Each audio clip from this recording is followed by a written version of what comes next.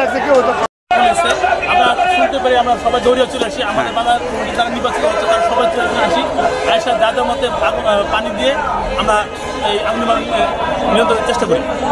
সবজির বাজার এই পানের দোকানদার আগুন সরকারি আগুন ধরছে এখানে। আমরা খবর পেয়ে আমাদের বাজার সকল ব্যবসায়ী বন্ধু যারা আছে সকলকে নিয়ে আমরা আগুন নিয়ন্ত্রণের চেষ্টা করি এবং ফায়ার সার্ভিসের সহযোগিতায় আমরা সক্ষম হই।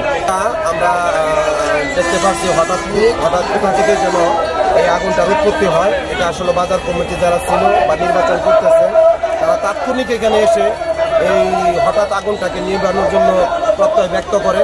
সমস্ত আগের প্রার্থীদের যারা ছিল, বাজার কমিটির যারা ছিল, এই বাজারের লোকজন যারা ছিল, সদস্যবৃন্দ যারা ছিল, এমনকি বাজারের অজস্র লোকজন হঠাৎ এই আগুনটাকে নিবানোর জন্য অক্লান্ত ঝাঁপিয়ে পড়ছে, অক্লান্ত পরিশ্রম করে। ইনশাল্লাহ ফায়ার সার্ভিসের প্রচেষ্টায় এই আগুন এখন নিয়ন্ত্রণে আছে, কিন্তু ক্ষয়ক্ষতির সীমা আমরা এখনো বলতে পারতেছি না। ইনশাল্লাহ এখানে দেখতে পাচ্ছেন আপনারা 7 থেকে 8টা 10টা দোকান এখানে সম্পূর্ণ ক্ষয়ক্ষতি হয়ে গেছে। কোনো মাল সামানা তারা বাহির করতে পারে নাই। আমরা ইনশাল্লাহ এখানে একটা তদন্ত কমিটি করে ইনশাল্লাহ বাজার কমিটিকে আবেদন করতেছি যাতে এটা পূর্ণাঙ্গভাবে, সঠিকভাবে, সুন্দরভাবে তদন্ত করে ওনাদের এই ক্ষয়ক্ষতির কাটিয়ে উঠতে পারে।